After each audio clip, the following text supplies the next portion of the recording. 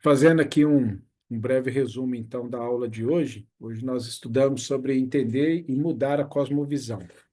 E começamos falando sobre o significado de cosmovisão, que é a lente pela qual a gente vê a vida, vê o mundo, né?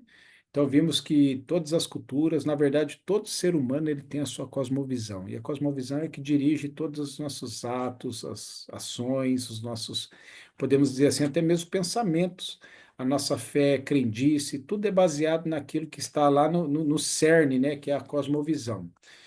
E pensando um pouco sobre isso no contexto transcultural, a importância de compreender, de conhecer a cosmovisão daquele povo para apresentar o Evangelho de Cristo. Então, a gente abordou um pouquinho sobre o animismo, né, que é uma tendência muito grande de povos de outras culturas aí em relação à manipulação de poderes, de espíritos e tudo mais, só para a gente poder fazer tipo um estudo de caso e entender como conhecer a cosmovisão de um povo animista, né?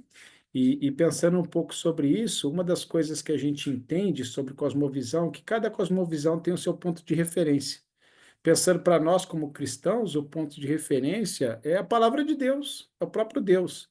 Então, hoje a nossa vida ela é formada, né, nossa cosmovisão ela é formada e a nossa vida, a gente aplica tudo isso que a gente acredita, daquilo que a gente conhece das Escrituras.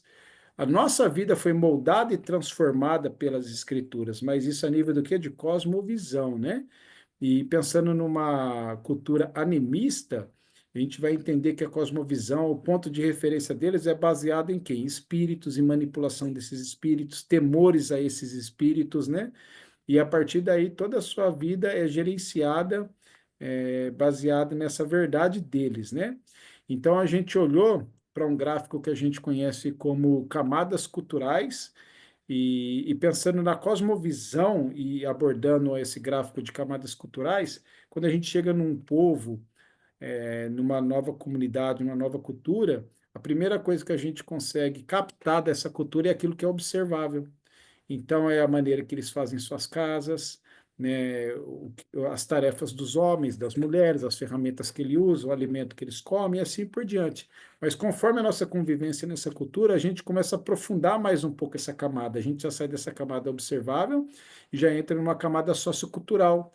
Então, a gente já começa a entender como que eles se relacionam entre eles, né? A gente consegue entender o grau de parentesco que existe neles, a gente consegue descobrir entre essas sociedades especialistas, quem é capacitado, quem que faz isso ou faz aquilo, né, dentro dessa cultura.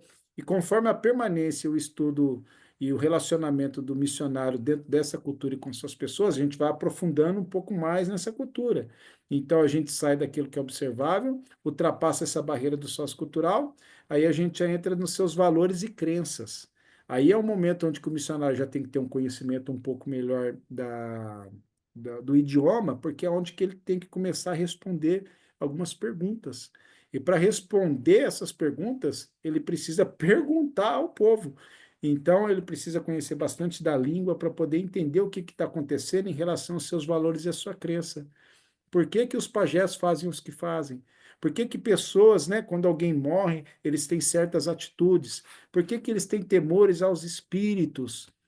Então, quando ele começa a olhar para essa área de valores, de crenças, ele já tem que conhecer um pouquinho mais da língua e vai aprofundando cada vez mais na cultura, até que ele chega, então, numa última camada, que é a camada que a gente chama de cosmovisão.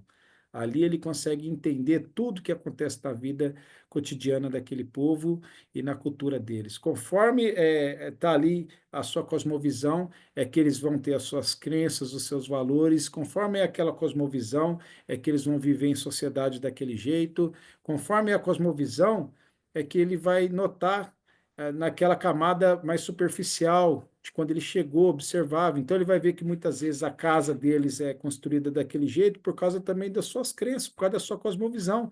Eu lembro que eu dei o exemplo do próprio Kaxinawá, etnia que trabalhamos, que as casas deles eram feitas de madeiras, era erguida acima da terra e havia uma escada pequena. E eu pensava, à noite eles tiram essa escada simplesmente para os animais não subirem. Então, isso é o que eu observava, mas depois conhecendo um pouco aquela cultura livre de cosmovisão, entendendo os temores que eles têm em relação aos espíritos e como os espíritos agem dentro daquela comunidade, a gente entendeu então que, na verdade, eles tiram aquelas escadas não é por causa dos animais não subir, mas para que os espíritos não entrem em casa e passem por baixo da casa onde eles habitam, né? Então, tudo isso daí é baseado na cosmovisão centralizada ali no temor, no respeito, na reverência e na manipulação que eles têm em relação ao espírito da floresta, né? Então, compreender isso é fundamental para que a gente também possa vir com o ensino bíblico, minando essa base dessa cosmovisão deles, para depois ir construindo bases bíblicas, né? Para que a gente veja transformação. Então, a transformação não adianta a gente ver apenas no exterior se ela não houve uma transformação a nível de cosmovisão. Não basta você chegar para um indígena e dizer que ele não pode fazer coisa. A gente tem que ensinar das escrituras essa cosmovisão dela sendo minada, sendo transformada para uma cosmovisão bíblica, para que depois o exterior dele seja moldado, né? E eu concluí, então, a aula de hoje falando que uma ferramenta eficaz para ver essa transformação de cosmovisão ocorrer é o ensino bíblico fundamental, né? Que é uma metodologia de ensino que a gente usa a grande narrativa bíblica, que é a história de Deus, ou seja, é o ensino das escrituras de Gênesis a Apocalipse. Então a gente não apresenta o evangelho a partir de Cristo, a gente apresenta o evangelho e Cristo a partir de Gênesis. Desde quando Deus criou o mundo, Deus criou tudo que existe, quando entrou o pecado no mundo, o que aconteceu no relacionamento entre Deus e o homem, na promessa que Deus faz depois desse relacionamento quebrado, quando ele sacrifica um animal para tirar a pele desse animal e cobrir o homem da vergonha do homem, né? Então já mostrou ali que alguém ou algo teve que morrer, um animal teve que morrer por causa do pecado do homem. Depois vem os sacrifícios que acontecem, o cordeiro, sangue derramado e coisas dessa natureza, tudo já apontando para um Salvador, para chegar até a cruz do Calvário, né? Então a gente apresenta o evangelho não a partir dos evangelhos, mas a gente apresenta o evangelho a partir de Gênesis e apresenta o evangelho discorrendo toda a Bíblia até Apocalipse. Então a gente chama isso de uma metanarrativa bíblica. Essa é uma ótima ferramenta para desconstruir a metanarrativa daquele povo animista que é baseado nos seus mitos e nas suas histórias e começar a sentar ali as bases, os alicerces das escrituras da palavra de Deus. E ali, aos poucos, ir formando e transformando aquela cosmovisão até que chegue o arrependimento, a fé e uma transformação real e que aquele povo também possa ter a mesma oportunidade que nós de ser moldados à imagem de Cristo Jesus. Então, Deus abençoe os irmãos. Foi um pouco daquilo que nós vimos nessa noite com a matéria.